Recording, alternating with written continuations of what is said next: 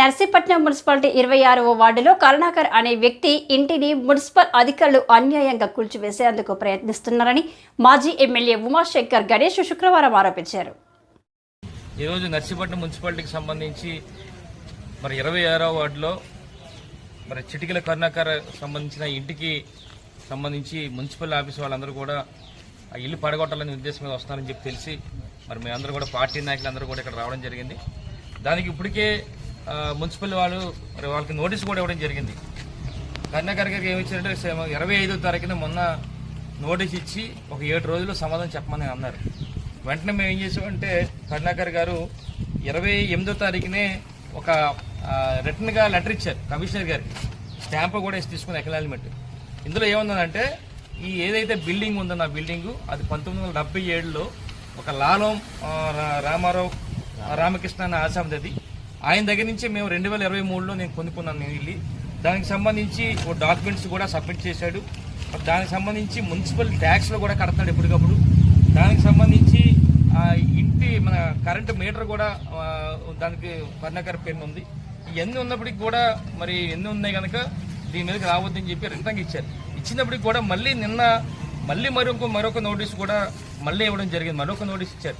అంటే 7 రోజుల్లో చెప్పాల్సిన సమాధానం 3 రోజులు అని చెప్పి నాకు ఎన్ని ఉన్నాయి డాక్యుమెంట్స్.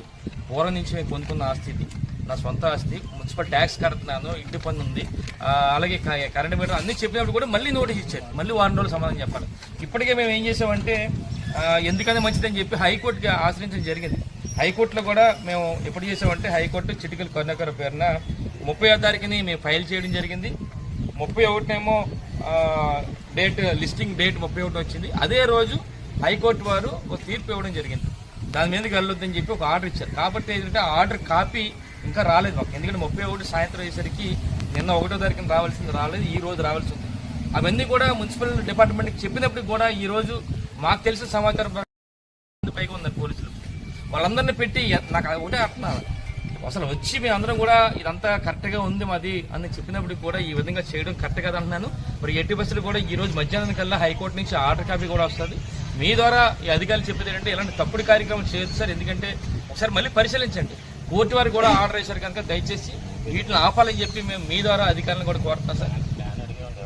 కాబట్టి ఈ రోజు మధ్యాహ్నం లోపు అంటే ఆల్రెడీ 31 సాయంత్రానికే కోర్టు ఒక ఆర్డర్ పాస్ చేసింది సార్. అది అఫీషియల్గా రావాలంటే ఈ రోజు మధ్యాహ్నానికి వస్తుంది. ఇప్పటికీ చెప్పినప్పుడు కూడా డిపార్ట్మెంట్కి వాళ్ళు తీసుకోవట్లేదు. వాళ్ళ ప్రయత్నం వాళ్ళు చేస్తున్నారు. డిపార్ట్మెంట్ పోలీసు అందరం పెట్టారు, ప్లానింగ్ డిపార్ట్మెంట్ అందరినీ ఒక దగ్గర పెట్టారు.